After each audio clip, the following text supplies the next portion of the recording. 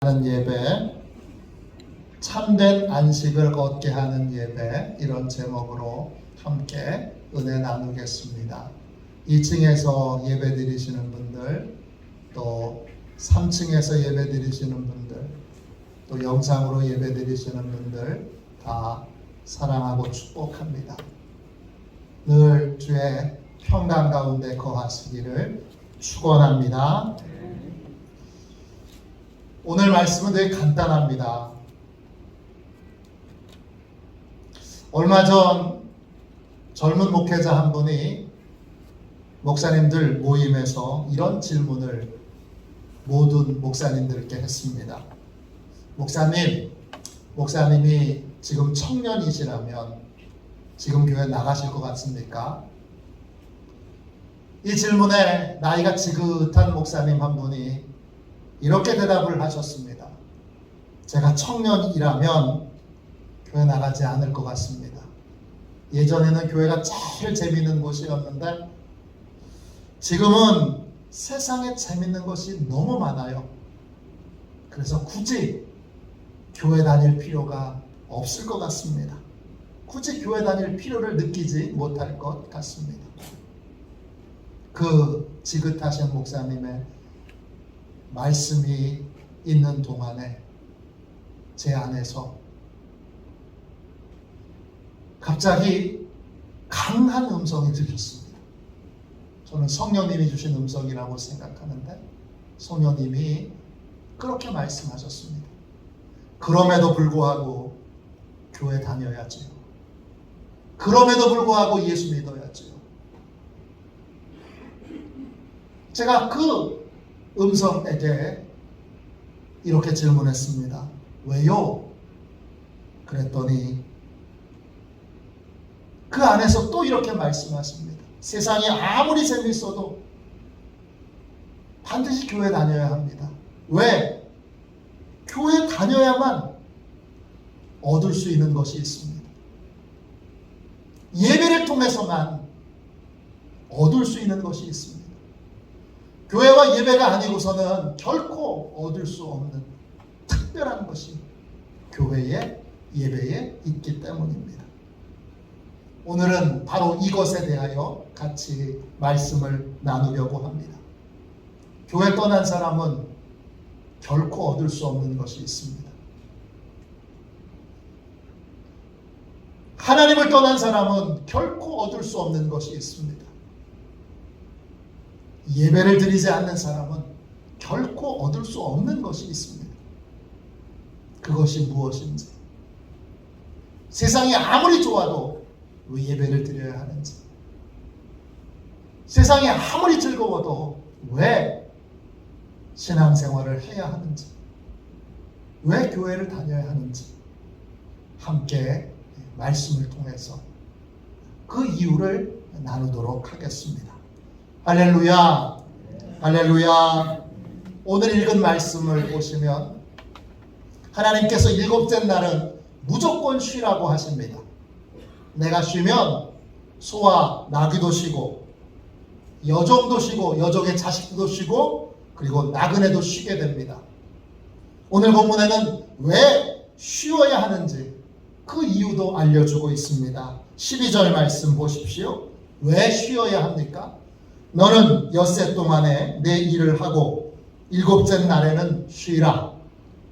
내 소와 나귀가 쉴 것이며 내 여종의 자식과 나그네가 숨을 돌리리라.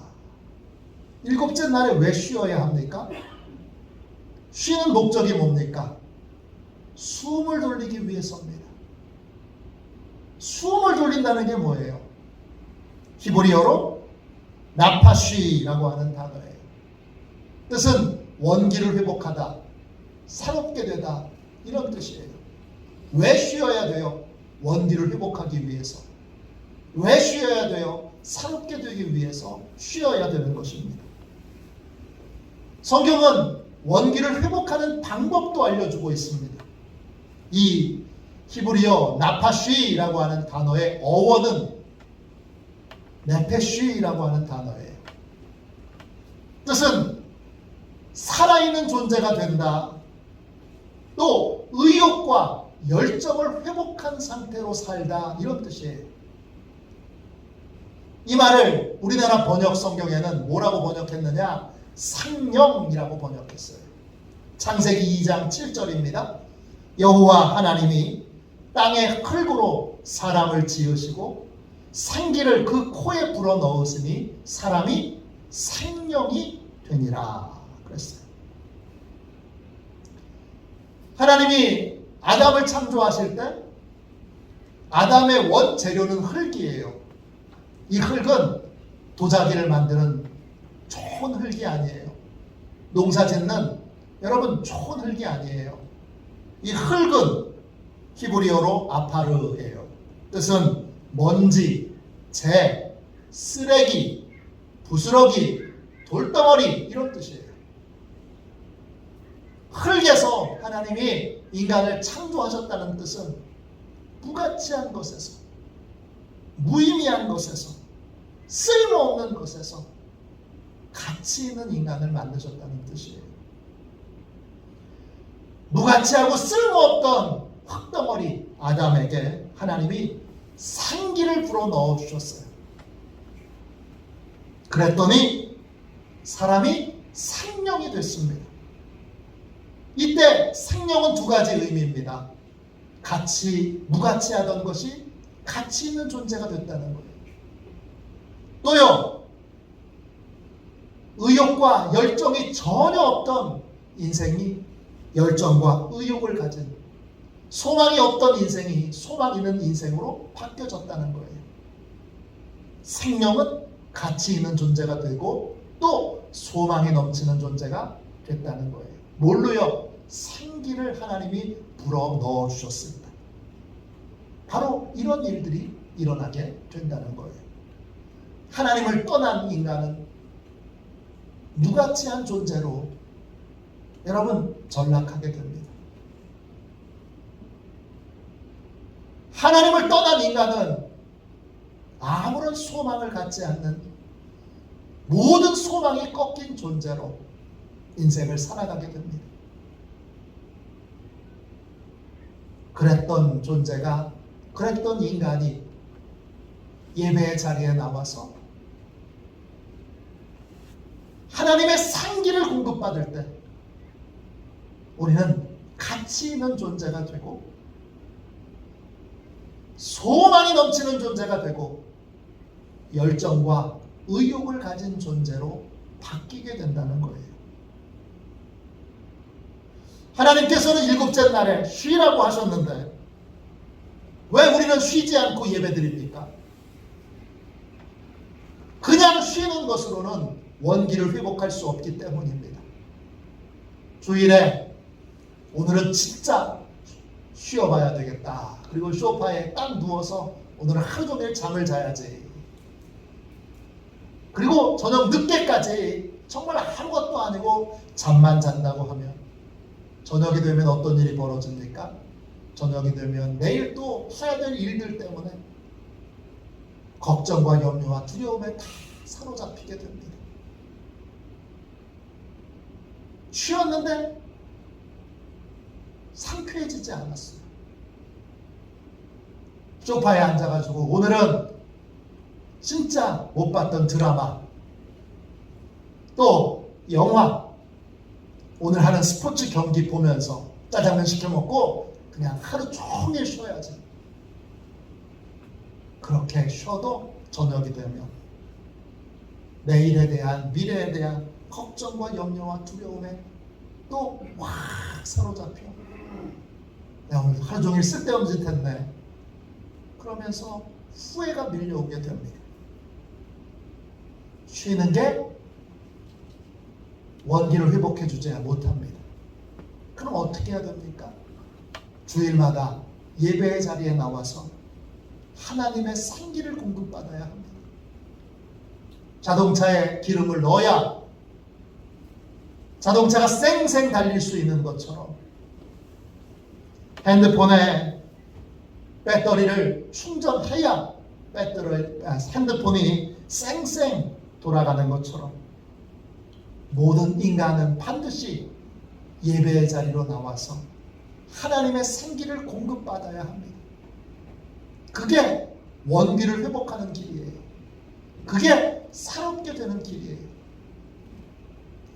그럼 우리가 주일마다 예배의 자리에서 공급받아야 될 하나님의 생기는 뭡니까? 생기란 생명을 주는 호흡, 생명을 주는 바람이에요. 이때의 바람은 성령의 바람입니다. 성령의 바람은 우리를 살리는 바람입니다. 성령의 바람은 죽었던 우리를 살리는 바람이고, 성령의 바람은 우리를 새로운 길을 걷게 하고 새로운 삶을 살게 하는 바람입니다. 성령님은 다양한 모습으로 우리에게 임하십니다. 물의 모양으로, 또 불의 모양으로, 바람의 모양으로 임하시기도 하고 비둘기의 모양으로 임하시기도 합니다. 다양한 모습 가운데 바람은 성령의 임재 가운데 가장 중요한 증거 중에 하나입니다. 마가의 다락방에 성령이 임했을 때 제일 먼저 강하고 급한 바람 같은 소리가 있었습니다. 사도행전 2장 2절입니다. 호련히 하늘로부터 급하고 강한 바람 같은 소리가 있어 그들이 앉은 온 집에 가득하며 그랬습니다. 바람은 성령의 중요한 상징인데, 바람이 의미하는 건 뭡니까? 성령님의 뜻대로 우리를 움직이십니다. 성령의 바람이 불 때 내 뜻대로 살던 삶이 멈춰지고 이제 성령님의 뜻대로 사는 삶이 시작됩니다. 내 생각, 내 계획, 내 방법으로 살던 삶이 이젠 바람이 부는 대로, 성령의 바람이 부는 대로 움직여지는, 성령에 의해서 움직여지는 삶, 성령님이 가라 하시는 곳에 가는 삶, 성령님이 하라 하시는 일들을 하는 삶으로 바뀌어지게 됩니다. 그게 성령의 바람입니다. 요한복음 3장 8절입니다. 바람이 임의대로 불매 내가 그 소리는 들어도 어디서 와서 어디로 가는지 알지 못하나니 성령으로 난 사람도 다 그러하니라. 성령으로 난 사람은 바람에 움직이는 대로 움직여집니다. 성령의 바람이 부는 대로 움직여집니다. 이제 내가 주도하는 삶이 아니라 성령이 주도하시는 삶을 살게 만드는 성령의 에너지, 그것이 바로 성령의 바람입니다. 우리는 주일마다 예배의 자리에서 이 성령의 바람, 성령의 에너지, 성령의 이 은혜를 입어야 됩니다. 공급받아야 합니다. 이걸 공급을 받으려면 어떻게 해야 됩니까? 성령의 바람을, 이 하나님의 생기를 사모해야 합니다. 간절히 사모해야 합니다. 누가복음 11장 13절입니다. 너희가 악할지라도 좋은 것을 자식에게 줄 알거든 하물며 너희 하늘 아버지께서 구하는 자에게 성령을 주시지 않겠느냐. 성령은 하나님이 우리에게 주실 수 있는 최고의 선물입니다. 우리는 주일마다 예배의 자리에 나와서 오늘 예배 드렸으니까 됐어, 예배의 자리에 앉았으니까 됐어, 그걸로 만족하지 말고, 그걸로 안주하지 말고 미리 와서 이 성령의 바람을, 성령의 은혜를, 하나님의 생기를 사모해야 합니다. 오늘 하나님의 생기가 부어져야 제가 다시 살아날 수 있습니다. 제가 다시 일어설 수 있습니다. 제가 다시 일할 수 있습니다.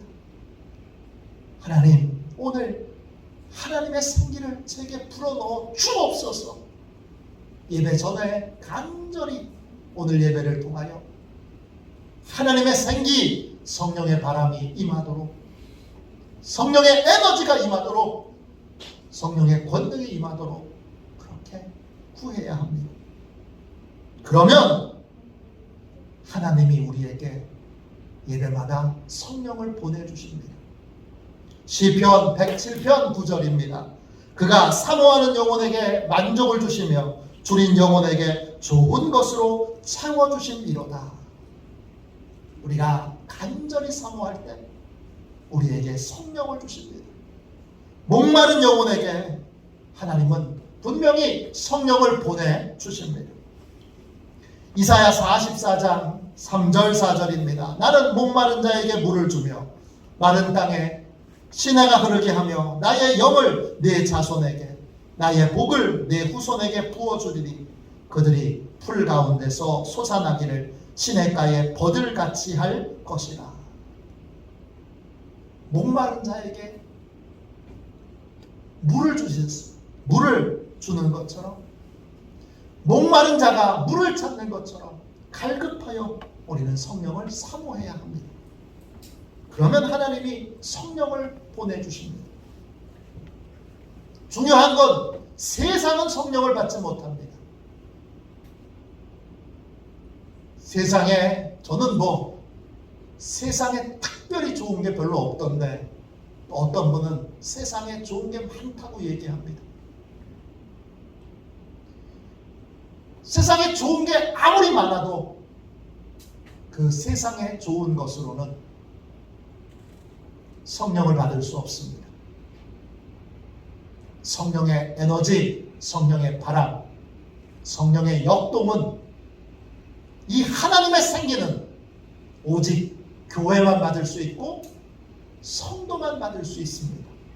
요한복음 14장 17절입니다. 그는 진리의 영이라 세상은 능히 그를 받지 못하나니 세상은 능히 그를 받지 못하나니 이는 그를 보지도 못하고 알지도 못함이라. 그러나 너희는 그를 아나니 그는 너희와 함께 거하시며 또 너희 속에 계시겠음이라. 저는 세상이 별로 좋은 것 별로 없던데 어쨌든 세상이 아무리 좋아도 세상은 우리에게 성령을 주지 못합니다. 세상은 성령을 알지도 못하고 보지도 못했습니다. 성령은 오직 교회의 성도들에게 부어집니다. 성령은 오직 교회와 성도들에게 부어집니다. 성령은 오직 교회와 성도들 안에 내주하십니다. 원기를 회복시키시는 성령, 우리를 새롭게 하시는 성령,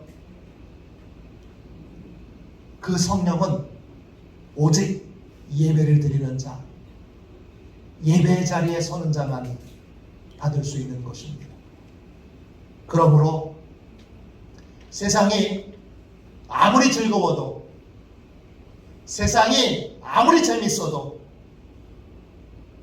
믿음을 지키는 자만이 날마다 원기가 회복되고 또 새롭게 되는 은혜를 누릴 수 있게 됩니다.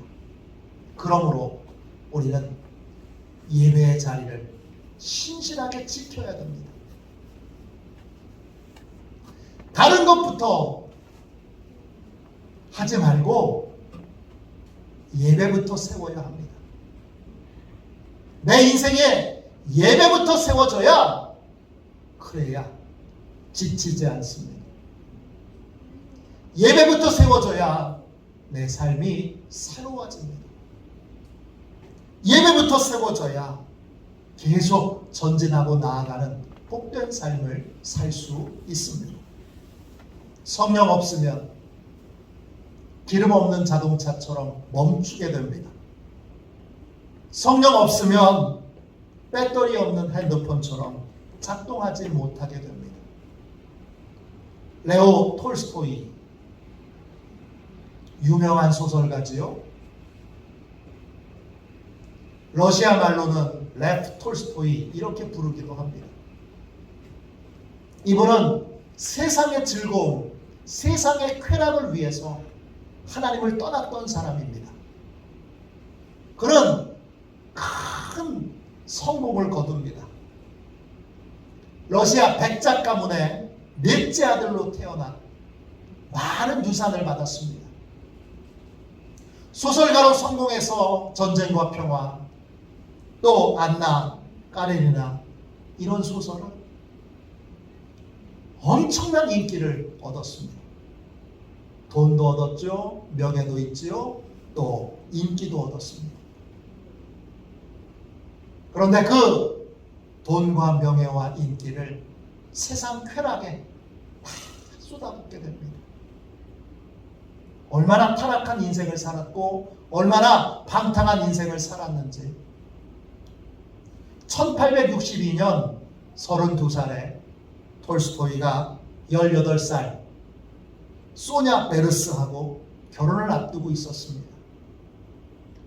톨스토이는 결혼 전에 했었던 모든 방정과 방탕을 끝내기 위해 자기가 어떤 삶을 살았는지 18살짜리 어린 신부에게 자기의 지난 날을 기록한 일기를 보여줍니다.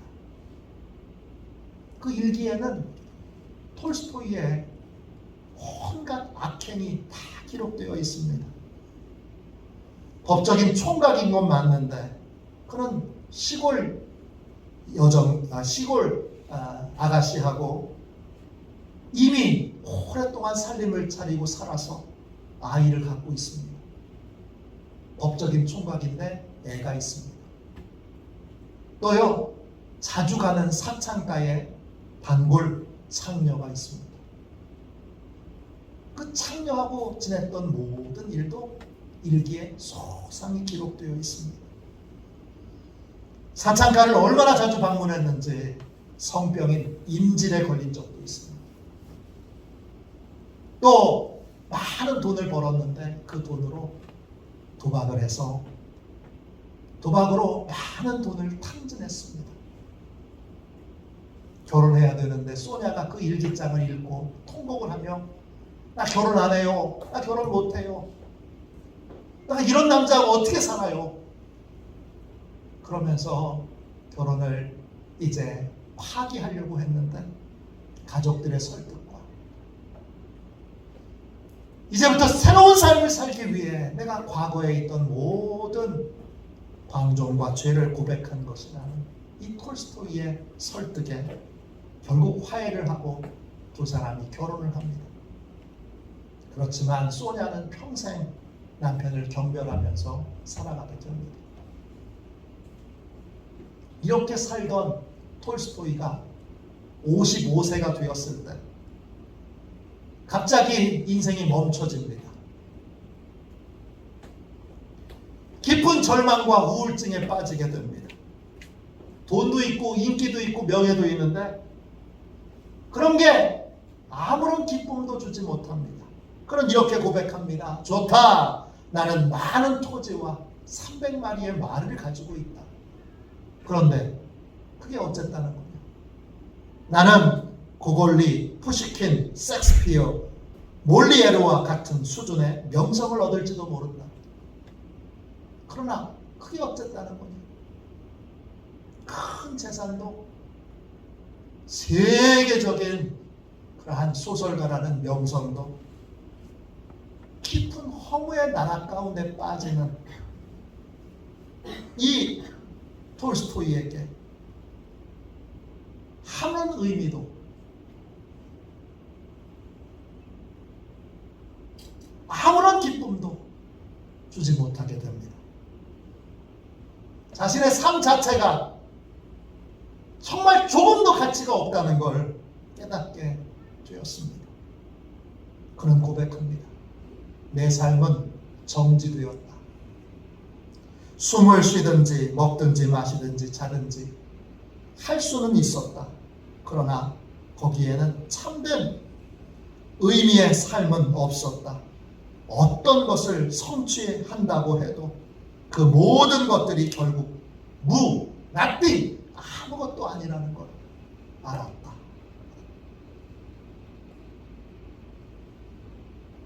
인생을 한 걸음도 더 나아갈 수 없게 됐습니다. 그렇게 깊은 허무의 나락 가운데 허덕이고 있을 때 어느 날 한적한 시골길을 가다가 한 시골 농부를 만나게 됩니다. 그런데 그 농부의 얼굴은 유난히 평화로 가득합니다. 어떻게 저런 평화를 누릴 수가 있지? 그러면서 톨스토이가 비결이 뭐냐고 농부에게 묻습니다. 그러자 농부가 이렇게 대답합니다. 하나님을 의지하고 살기에 언제나 마음이 기쁘고 평안합니다. 그 말을 듣고 톨스토이는 그날부터 다시 진지하게 하나님을 찾기 시작합니다. 그리고 결국 다시 하나님을 만납니다. 그러자 그를 괴롭히던 불안, 두려움이 사라져버리게 됩니다. 그는 나의 회심이라는 글에서 이런 고백을 합니다. 5년 전 나는 정말 예수 그리스도를 나의 주님으로 받아들였습니다. 그러자 나의 전생애가 달라졌습니다. 이전에 욕망하던 것을 욕망하지 않게 되고 오히려 이전에 구하지 않던 것을 갈구하게 되었습니다. 이전에 좋게 보이던 것이 좋지 않게 보이고 대수롭지 않게 보이던 것들이 이제는 중요한 것으로 여겨지게 되었습니다. 세상 쾌락을 위해 하나님을 떠났던 톨스토이는 55세에 인생이 멈춰섰습니다. 한 걸음도 앞으로 나아가지 못합니다. 멈춰진 인생을 다시 작동하게 만든 것 오직 하나 하나님뿐이었습니다. 하나님께로 돌아왔을 때 그는 비로소 원기를 회복할 수 있게 되었고 새로운 삶을 살 수 있게 되었습니다. 톨스토이는 하나님께로 돌아와서 왜 하나님의 은혜 가운데 머물러 있어야 하는지 재미있는 우화로 설명을 해 주었습니다. 어느 날 물고기들이 사람들의 대화를 엿듣게 됐습니다. 사람들은 물고기에게 가장 중요한 건 물이라고 이야기를 했습니다. 물고기들은 그토록 중요하다는 물이 뭔지 궁금했습니다. 그래서 늙은 물고기에게 찾아가서 물이 뭐냐고 물었습니다. 그러자 늙은 물고기가 이렇게 대답해 주었습니다. 우리가 사는 곳이 물이란다. 물은 결국 우리의 생명이라고도 말할 수 있단다. 우리는 온 몸을 언제나 그 물에 담그고 있단다. 우리는 날마다 물속에 살기 때문에 우리가 그것을 느끼지 못하고 생각조차 하지 못할 뿐이란다. 매주 예배를 드리고 성령의 은혜 가운데 살고 있는 사람은 자신이 얼마나 귀한 은혜를 누리고 있는지 모릅니다. 성령의 은혜에 익숙해져서 많은 사람들이 그 은혜를 입고 살아갑니다. 그러나 그 은혜를 떠나는 순간 우리의 인생은 생기를 공급받지 못하여 멈추게 되고 곧 방전인 인생, 아무것도 할 수 없는 인생이 됩니다. 돈이 많은데 아무것도 못합니다. 인기가 많은데 아무것도 못합니다. 여러분, 큰 권력을 가지고 있는데 아무것도 못합니다. 이런 방전된 삶을 살아가게 됩니다. 미국 뉴욕에서 목회하시는 짐 신발라 목사님이 쓰신 책 성령으로 다시 시작하라, 이 책에 이런 얘기가 나옵니다. 이 교회는 화요기도회가 있는데 화요기도회에 한 목사님이 찾아오셨습니다. 어느 지역에서 오셨는지 물어보니까 목사님이 이렇게 대답하십니다. 저는 켄터키주에서 왔습니다. 멀리서 오셨군요. 뉴욕은 언제까지 계실 예정이십니까? 오늘 밤 돌아갈 예정입니다. 저는 기도회에 참석하려고 오늘 새벽에 출발했습니다. 정말입니까? 기도회 때문에 그 먼 길을 오셨단 말입니까? 목사님, 저는 지금 갈급합니다. 심신이 전부 다 지쳤습니다. 성령께서 주시는 새 힘을 받지 못하면 저는 더는 어떻게 할 수가 없습니다. 켄터키 주에서 뉴욕까지는 1126km 거리입니다. 자동차를 휴게소에서 쉬지 않고 전속력으로 달려도 여러분 12시간 이상 걸리는 거리입니다. 그런데 이 목사님은 성령의 은혜를 사모해서 내가 성령의 은혜를 공급받지 않고는 살 수 없다, 절박한 마음으로 그 거리를 자동차를 몰고 달려왔던 것입니다. 이 고백을 들은 짐 심발라 목사님은 마음에 성경 구절 하나가 떠올랐습니다. 시편 63편 1절 2절입니다. 하나님이여, 주는 나의 하나님이시라. 내가 간절히 주를 찾되 물이 없어 마르고 황폐한 땅에서 내 영혼이 주를 갈망하며 내 육체가 주를 앙모하나이다. 내가 주의 권능과 영광을 보기 위하여 이와 같이 성소에서 주를 바라보았나이다. 여러분, 예배를 얼마나 간절히 사모하십니까? 예배의 자리에 나와서 그냥 예배의 자리에 나왔으니까 됐어, 그게 아니고 예배의 자리에 나와서 얼마나 간절하게 성령의 은혜를 사모하십니까? 우리는 매주 하나님의 생기, 성령의 은혜를 공급받아야 합니다. 그래야 먼지덩어리처럼 무가치하고 무능력하는 삶에서 벗어나 가치 있는 사람, 의미 있는 사람, 문제를 해결하는 사람으로 살아갈 수 있습니다. 성령의 은혜가 임해야 아무 소망이 없던 내가 소망이 넘치는 인생, 열정과 의욕을 가진 인생으로 그렇게 변화될 수 있습니다. 이걸 위해 어떤 상황에서도 예배의 자리를 지키십시오. 예배의 자리에 나올 때마다 그냥 적당히 대충 형식적으로 예배드리지 말고 오늘 나를 살리고 나를 변화시키는 성령의 은혜를 간절히 사모하십시오. 예배 시간이 다 돼서 나오지 마시고 최소한 30분 전에 나오셔서 성령의 은혜를 간절히 구하십시오. 예배가 끝나고 나서도 그냥 바로 일어나지 마시고 성령의 은혜를 간절히 구하십시오. 성령의 은혜는 예배드리는 자리에서만 받을 수 있습니다. 성령의 은혜는 교회에만 부어집니다. 성령의 은혜는 성도 하나님 안에 거하는 자에게만 부어집니다.